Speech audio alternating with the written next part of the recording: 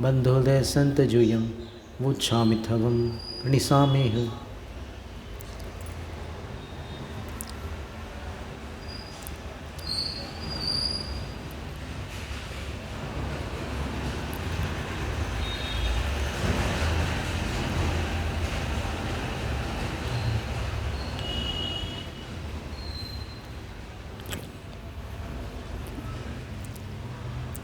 कम पैड़ी के रचयिता उसमें नेमिचंद सिद्धांत चक्रवर्ती क्या आचार्य पुष्पदंत माने जा सकते हैं?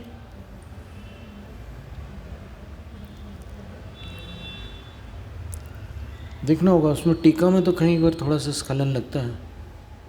टीका में 4 कषायों से 4 आयुओं का बंध बताया है, तो वो तो बन नहीं सकता। वो तो सिद्धांत में ही नहीं हो सकता ना। फिर नेमिचंद्र आचार्य के उनमें नहीं, उनकी गाथाओं में ही कहीं कोई चूक नहीं है, गाथाएं अचूक हैं। पहुँच के आचार्य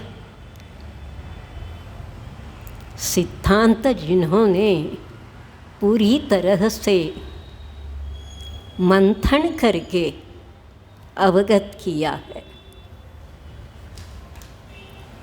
वो सारे सिद्धांत चक्रवर्ती वैसे ही थे। उसके बिना तो सिद्धांत चक्रवर्ती हो ही नहीं सकते। उस जमाने की बात है। हाँ जी। आज की नहीं। आज सिद्धांत चक्रवर्ती उपाधि स्व उपात्त भी हो सकती है।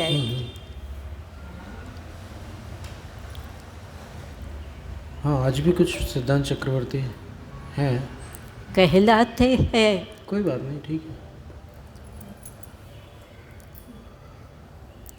जो ये तो हम तो यही मानते हैं कि अभी जो कुछ भी हो रहा है वो अपने कर्मों का उदय है, जो अपने को देखने मिल रहा है, और क्या।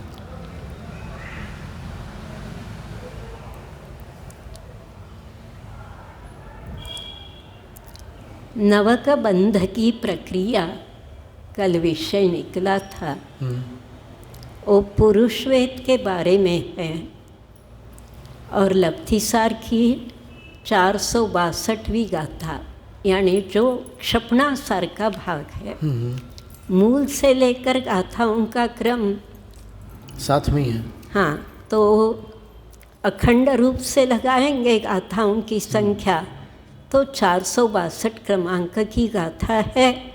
उसमें पुरुष वेद के नवक समय प्रबद्ध को लेकर बंधावली, संक्रमणावली, उच्छिष्टावली, इनका वर्णन आया हुआ है।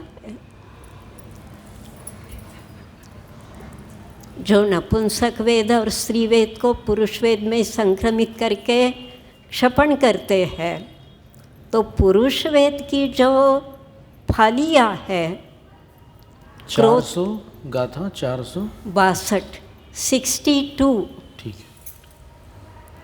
क्रोध कषाय में कैसे डाली जाती है पुरुष वेद की फालिया, इसका वर्णन करते समय बंधावली, संक्रमणावली और उच्छिष्टावली। हाँ,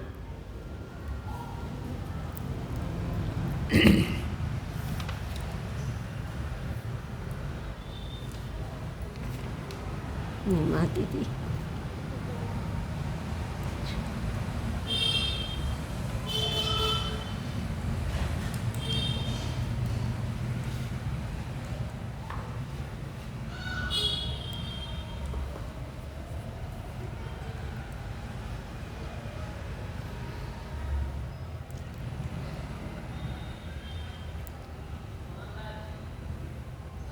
से काले वट्टणम वट्टण अस्सकर्ण ओदालम आदोलम कर्णम तीयसन्नगयम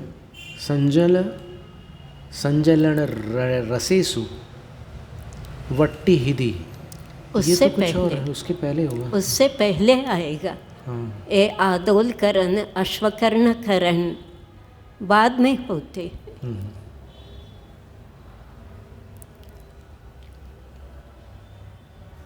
नपुंसक वेद, स्त्री वेद, हास्यादि षटक, इनके क्षपण के बाद एक गाथा मिलेगी। समऊण दोण्णी आवली पमाण समय पबद्ध नवबंधु। हाँ, विदिये ठिदिये अथिहु पूरी ससुदयावली च तदा। लब्धि सारखी गाथा।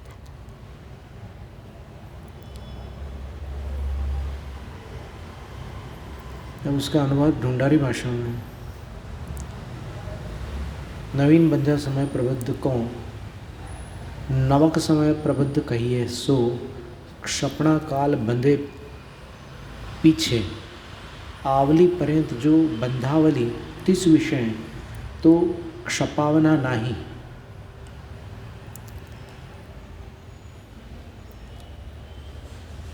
यानी बंधने के एक आवली काल पर्यंत वो खिपाया नहीं जा सकता उस कर्म को, बंधावली हो गई। पीछे समय समय विषय एक एक फाली करी, आवली विषय एक एक समय प्रबद्ध खिपावे हैं, और उस आवली के पश्चात, बंधावली के पश्चात एक एक समय में एक एक समय प्रबद्ध निकाल कर एक आवली में एक एक फाली करके खिपाते हैं। ताते इसलिए पुरुष वेद की प्रथम स्थिति विषय बंधावली, क्षपणावली, उच्छिष्टावली, ऐसे 3 आवली अवशेष रहें। बंधावली का प्रथम समय विषय जो समय प्रबद्ध बंध्या ताको बंधावली गमाई, क्षपणावली विषय एक एक फाली करी सर्व क्षपाया, और बंधावली का द्वितीय तृतीय आदि समयनी विषय जिस समय प्रबद्ध बंधे तीन की क्रमते 1 2 3 आदि फाली अवशेष राखी, क्षपणावली विषय 3 को खिपाए।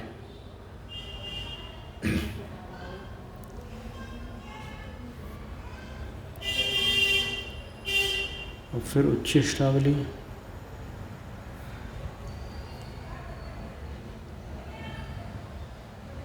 बहुरी उच्छिष्टावली विषय बंध है ही नहीं, उच्छिष्टावली में बंध होता ही नहीं है। ऐसे यहाँ एक देश को सर्व कहिए, इस न्याय पे अवशेष रही फालिनी को समय प्रबद्ध संज्ञा कहने करी, बंधावली विषय बंधे ऐसे एक घाटी आवली मात्र समय प्रबद्ध, और क्षपणावली विषय बंधे संपूर्ण आवली विषय मात्र समय प्रबद्ध मिली, समय घाटी 2 आवली मात्र नवक समय प्रबद्ध अवशेष रहे हैं।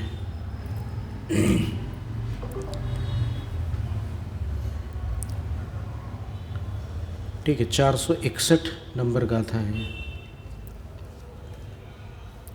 टोडरमल जी की आयु 28 उम्र में खत्म हुई या 48? हमारे ध्यान में नहीं है अभी। जो उन्होंने इतने ग्रंथों की, वे भी करणाणियों के ग्रंथ, गहराई में जाकर भाषा टीका लिखी, उनके सामने कुछ न कुछ आधार होगा। बिल्कुल होगा। उसके बिना इस विषय में लिखना संभव नहीं।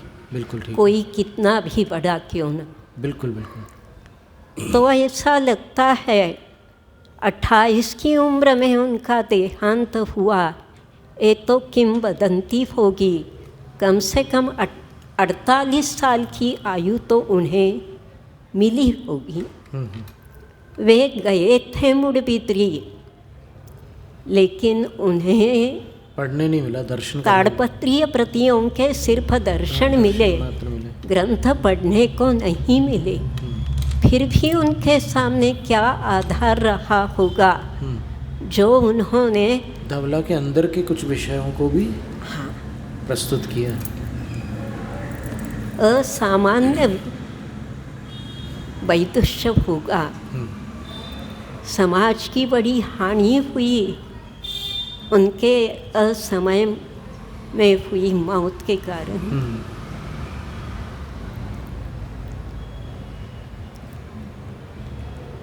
पंडित जवाहरलाल जी कहते थे,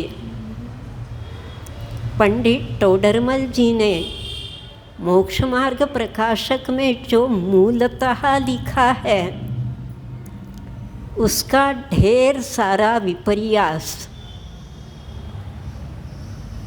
हो गया है। यानी मूल में वे उतने तेरा के कट्टर नहीं थे। अच्छा। या शासन देवताओं के बारे में भी ऐसा नहीं होगा, लेकिन जो कुछ तेरा वालों ने, उनका पुत्र ही गुमानी राम हुआ जिसने तेरा पंथ की स्थापना की। तेरा पंथ की स्थापना तो बनारसी दास जी ने की, ऐसा लोग कहते हैं। गुमानी राम जी ने गुमान पंथ की स्थापना की। पहले 13 नियम थे 400 वर्ष पहले। 1683 में तेरा पंथ की स्थापना हुई, विक्रम संवत 1683। विक्रम संवत 1683। तो अभी जो है काल उसका 409 वर्ष हो गए ना महाराज। 1683 में से 56 वर्ष घटा दो। हाँ, तो उस हिसाब से ही देख रहे हैं ना। तो ठीक है, 400 वर्ष के लगभग समय आएगा। 2015 में 400 वर्ष हुए पूरे तेरा पंथ का। और 2015 से 2015 25 में होगी। नहीं, सुनो 2015 में विक्रम संवत 83 से 400 वर्ष हुए, ये कह रहे हैं महाराज। 2025 और 56 या 57, 26 और 57 83 होंगे। अभी अपना कितना चल रहा है? 2081। हाँ, 56 वाला के लिए 1670। तो बड़ी सरलता से निकल आएगा।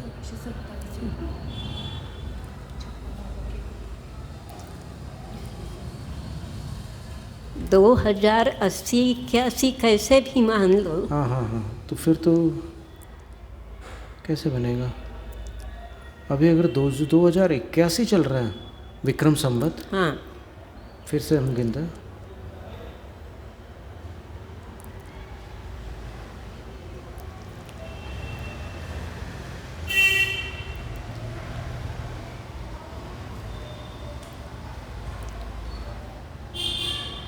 तो 398 वर्ष हो रहे हैं अभी।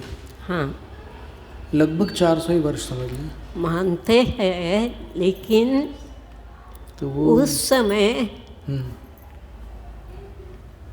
शासन चला होगा शाहजहां का। 1605 में उस समय तुलसीदास जी और बनारसी दास जी की मित्रता थी। महाराज, जहांगीर या शाहजहां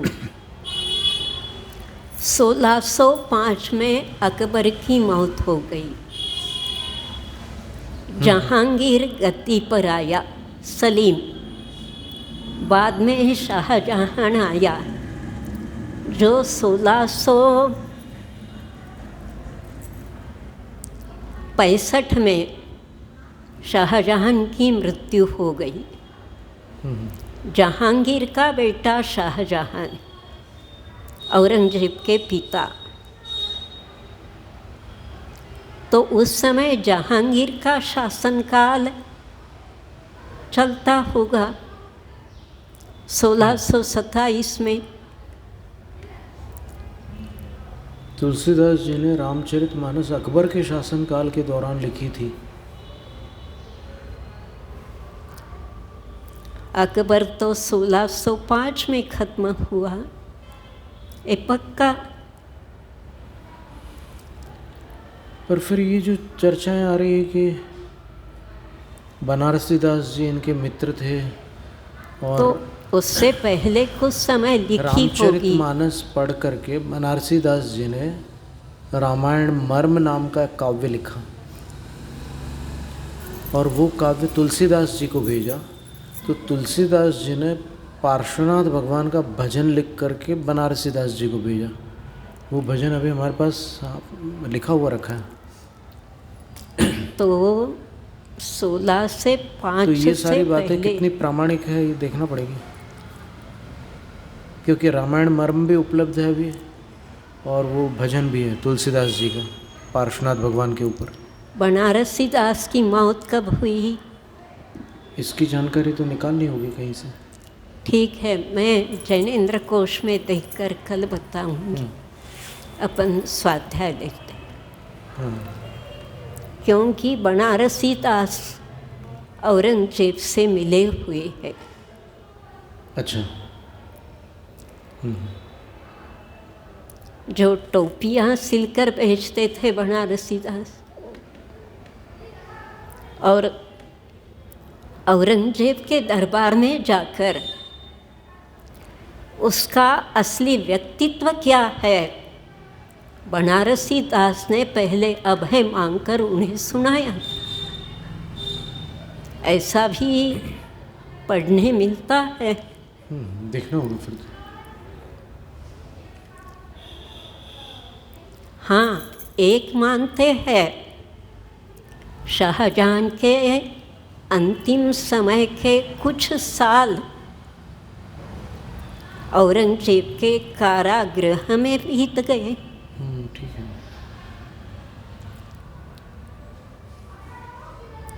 अपने भाइयों का भी वध किया औरंगजेब ने। दारा, सुजा, कामपक्ष,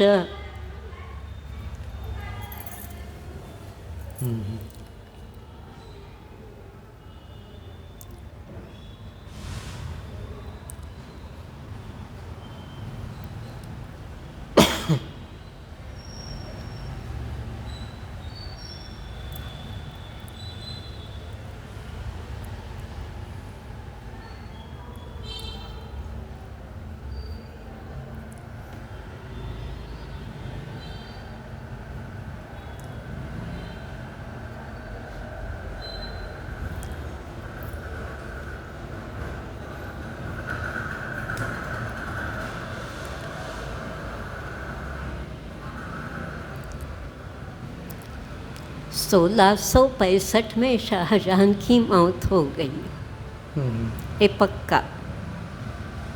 और स्वयं को बादशाह के रूप में घोषित करने का जो उसने कार्यक्रम रखा, उस निमित्त से आप एक बार औरंगजेब से मिलकर आना, ऐसा मिर्ज़ा राजा ने शिवाजी को कहकर भेजा। 1665 की बात है। कुछ माह तक उनके अंडर रहकर 1666 के 25 अगस्त के दिन शिवाजी राजा वहाँ से भाग निकले। अगस्त माह। अच्छा। तो उससे पहले अगर अप्रैल में पहुंच गए 1666 के, तो उस समय की यातायात सुविधा के हिसाब से पूना से आगरा पहुंचने में कम से कम 1-2 माह तो बीते होंगे।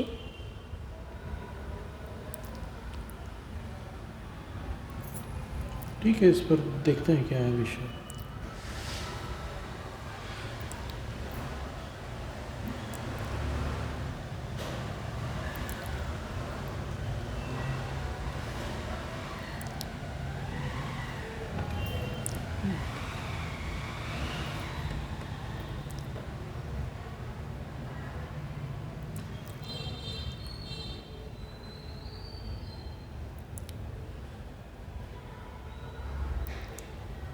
अपने जीवन चरित्र को अर्धकथानक नाम दे दिया। इसका मतलब बनारसी दास को बहुत लंबी आयु नहीं मिली।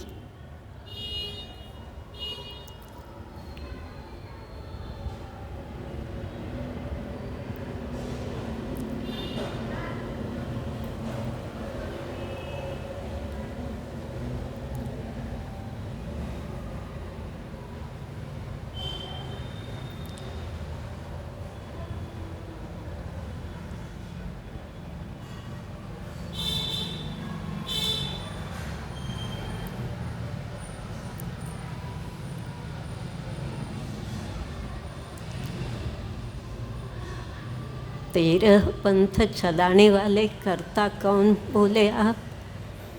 ये और अपन खोजते हैं, मतलब प्रामाणिक समय होना ज़रूरी है, उसके बिना कुछ भी बोलना उचित नहीं है। हाँ, लेकिन 13 पंथ चलाया किसने? आप बनारसी दास का नाम, ऐसा कुछ लोग बोलते हैं, जबकि बनारसी दास जी का एक काव्य है सूक्त,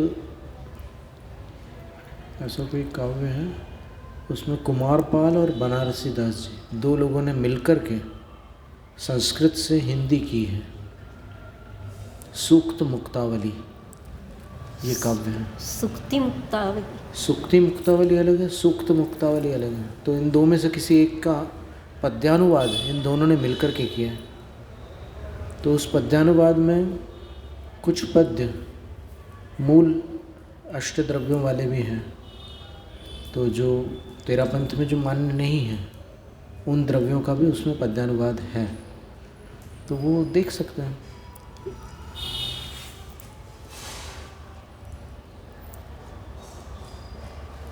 कुछ विशेष प्रकृतियों का सत्व असत्व विषयक नियम, तिथ्यराहारद्वं शासन सम्मृणत्ति संतेन मिसम्य तिथ्यरं सत्तम खलु नत्थि नियमेन। तीर्थंकर और आहारक द्विक प्रकृतियों का सत्व दूसरे गुणस्थान में नहीं है। साधन सम्यक दृष्टि के पास आहारक शरीर, आहारक अंगोपांग और तीर्थंकर प्रकृति, इन 3 कर्मों की सत्ता नहीं हो सकती।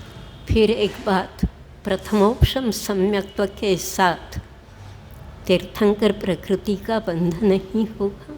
हो सकता है, पर वो गिर कर दूसरे में नहीं जा सकता, डायरेक्ट पहले में जाएगा।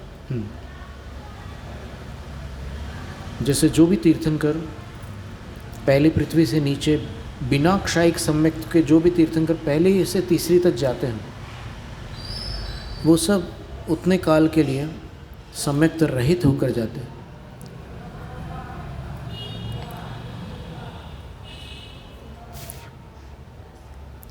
क्योंकि उपशम सम्यक्त्व के साथ आहारक द्विक नहीं बनती। नहीं, आहारक द्विक तो सप्तम गुणस्थान में बनती है, तो सीधे से कोई दूसरा कोई विकल्प ही नहीं है। और गाथा ये है तीर्थंकर प्रकृति बंध की, पड़मुव सम्मे सम्मे शेषतीय अविरदादि चत्तारी तिथ्यरबंध पारम भया नरा केवली दुगंते। कर्मकांड की गाथा प्रथम उपशम सम्यक्त में और शेषतीय द्वितीय उपशम, वेदक और क्षायिक, इन 4 सम्यक्तों में अविरदादि चत्तारी, चौथे से 7वें तक गुणस्थान में तिथ्यरबंध पारंभया नरा, तीर्थंकर बंध का प्रारंभ नर करता है, और केवली दुगंते, 2 प्रकार के केवलियों के इस चरणों में करता है।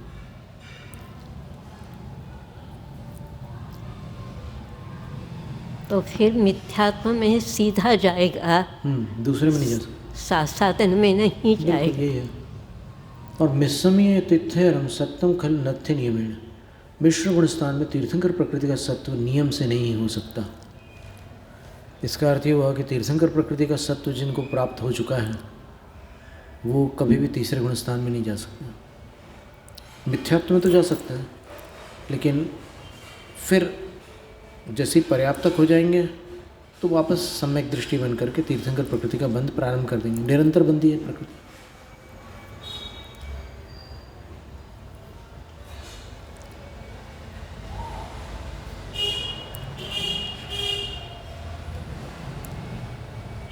अनिवृत्तिकरण के 9 भागों में सत्व विच्छित्ति को प्राप्त होने वाली प्रकृतियाँ, ये पढ़ चुके हैं अपन। हाँ,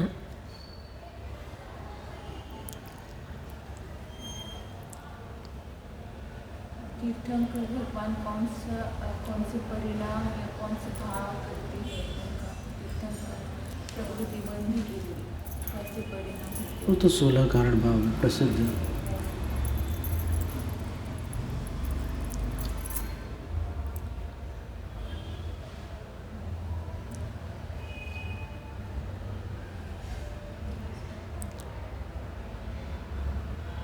इस अध्याय में अंतिम मंगल भावना बोल रहे हैं आचार्य।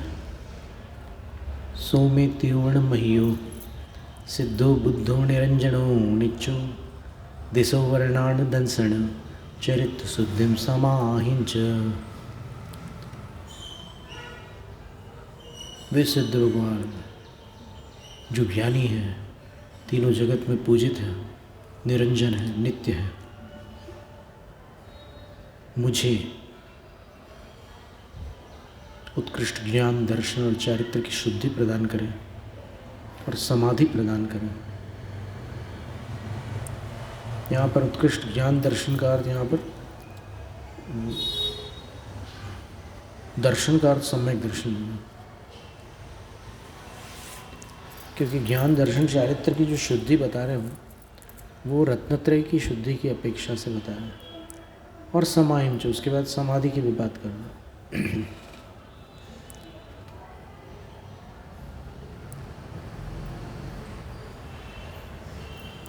इस तरह 64 गाथाओं में ये तीसरा अधिकार संपन्न हुआ। इसके बाद चतुर्थ अधिकार में कर्मस्तव चूलिका है।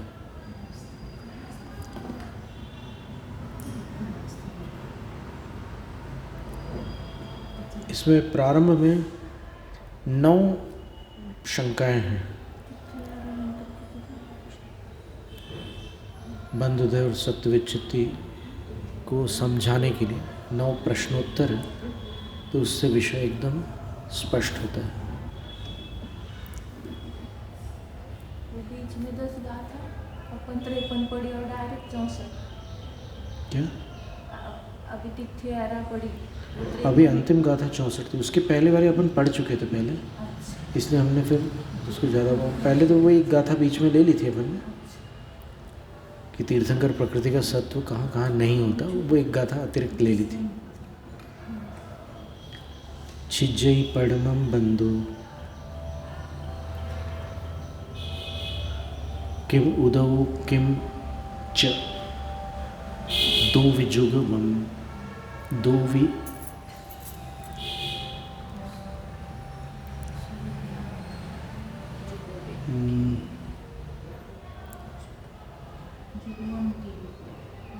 जुगवम किम, जुगम यानी युगपत, किंसो दयेण बंधु किं वा अन्नोदयेण उभयेण संतर निरंतरो वा को बंधु को वा किं वा बंधु हविज हविज उभयं वा एवं नवविह पण्डम कमसो वोच्छामि एयन्तु। किम पड़मम बंधु छिज्जई, क्या पहले बंध विच्छित्ति होती है, बंध का छेदन होता है। किम उदौ, या उदय का विच्छेद होता है। किंच दोवी जुगवम्पि, या फिर दोनों का एक साथ ही विच्छेद होता है। किम सोदयण बंध, क्या अपने ही उदय से बंध होता है, जिस प्रकृति का बंध हो रहा है क्या उसका उदय होना आवश्यक है क्या। किम वा अन्नोदयेण उभयेण, क्या फिर किसी अन्य के उदय से भी बंध हो सकता है किसी प्रकृति का, अथवा उभयेण, दोनों प्रकार से हो सकता है। संतर निरंतरो वा, सांतर बंध होता है, निरंतर बंध होता है। किम वा बंधु हविज उभयम वा, अथवा दोनों प्रकार से होता है, सांतर निरंतर। एवं नवविह पण्डम, इस प्रकार 9 प्रकार का प्रश्न है। कमसो वोच्छामि एवं, तो इसको मैं क्रम से बताता हूँ।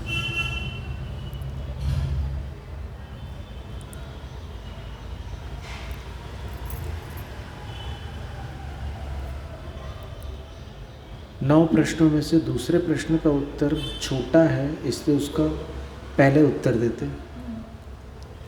दूसरा प्रश्न क्या था? ठीक है। छिज्जई पड़मो बंधो किम उदौ किम, उदय पहले छिन्न होता है, बंध पहले छिन्न होता है। बोलते देवा उ अजस कित्ती वे उपवाहार देव जोय लाई उवम उदयो न सही पच्छा बंधो वि अठन्नम। देवायु वयस्कीर्ति वैक्रिक द्विक, वैक्रिक शरीर और अंगोपांग, फिर आहारक शरीर अंगोपांग, फिर देव युगल का अर्थ होता है देव गति और देव गति प्रायोग्यानुपूर्वी, ये सब जोड़े जोड़े में लेना। तो ये सब पुव्वम उदय नस्य, इनका पहले उदय नष्ट होता है, पच्छा बंदो भी अट्ठन्नम, और उसके बाद आठों का बंध नष्ट होता है, पहले उदय नष्ट होता है। फिर तृतीय प्रश्न का समाधान, हस्रई भय दुगुंचा सुहमन साहारण अपज्जतम जाई चौकम थावर सवेव कसाय अंत लोहूणा पुंवेदो वेदन मिच्छत्तम पुंवेदो मिच्छत्तम नराण पुव्वी आदय आयवम चेव इगिति संपैडीनम जुगम बंधुदय नासोवती। इन 31 प्रकृतियों का एक साथ बंध और उदय नष्ट होता है। हास्य, रति, भय, जुगुप्सा, सूक्ष्म, साधारण, अपर्याप्तक, जाति, चौक, मतलब 4 प्रकार की जातियाँ, स्थावर नाम का, और सव्य कसाया, सारे कषाय हैं, अंत लोहुणा, लोभ को छोड़ करके, और पुरुषवेद, मिथ्यात्व, मनुष्य गत्यानुपूर्वी, आतप, ऐसी 31 प्रकृतियों का एक साथ बंध और उदय नष्ट होता है।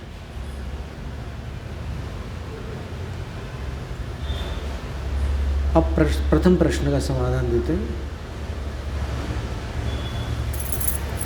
छिज्जई पड़मो पड़म बंधो, सर्वप्रथम बंध का छेदन होता है, इसका होता है क्या, इसका समाधान दे रहे हैं।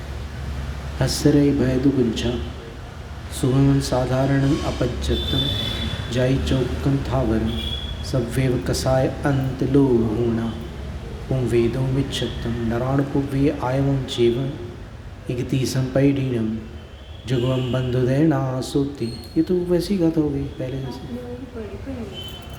ये हो अच्छा, इसके बाद वाली गाथा है, पेज पलट गया होगा। प्रथम प्रश्न का समाधान, 81 पैडीनम नानावर्णायाण से साणम पुव्वम बंधु छिज्जय पच्छा उदय तिनियमेन।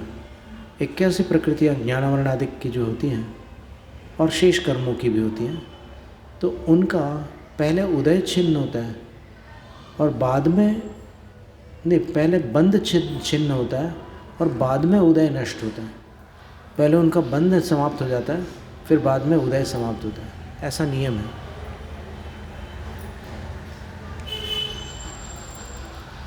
वो 81 प्रकृतियाँ कौन सी हैं तो बता रहे हैं, शेषाणाम 81 प्रकृतीनाम ज्ञानावरणादीनाम पूर्वम प्रथमम बंध छिद्यते।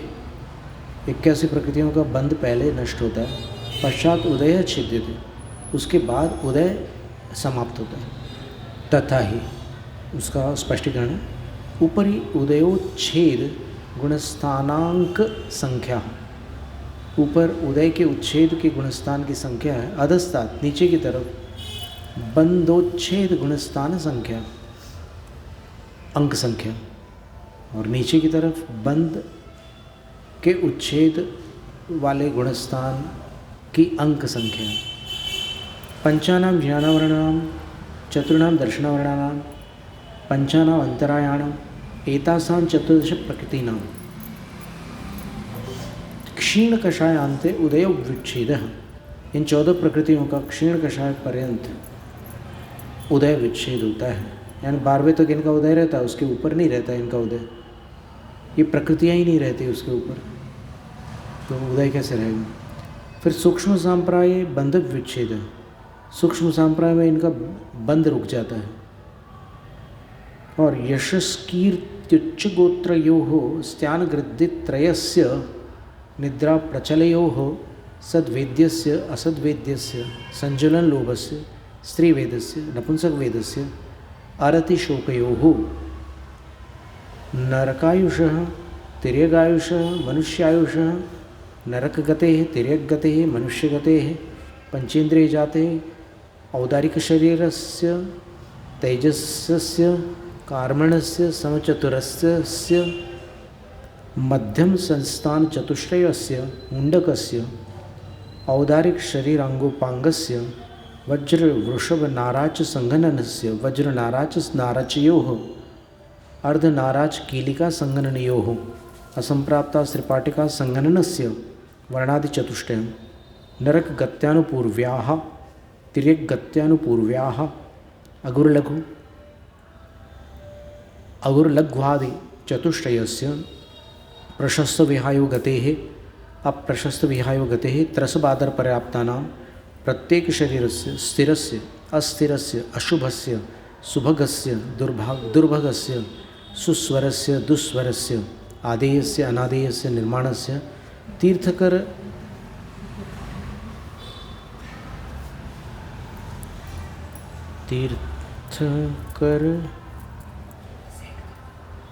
क्या लिखा है?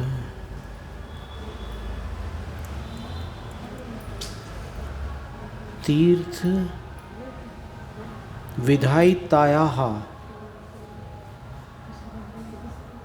फिर नीच गोत्रस्य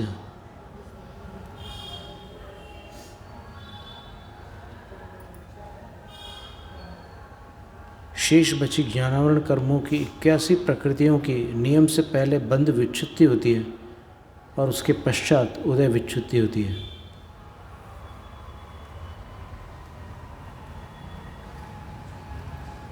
ठीक है, कितना रखते हैं आज? 4 प्रश्नों का समाधान है।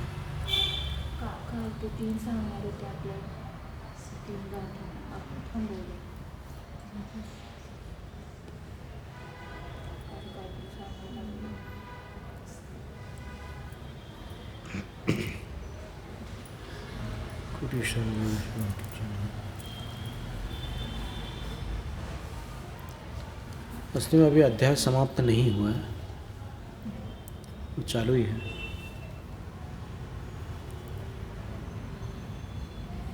केवल एक प्रकरण समाप्त हुआ।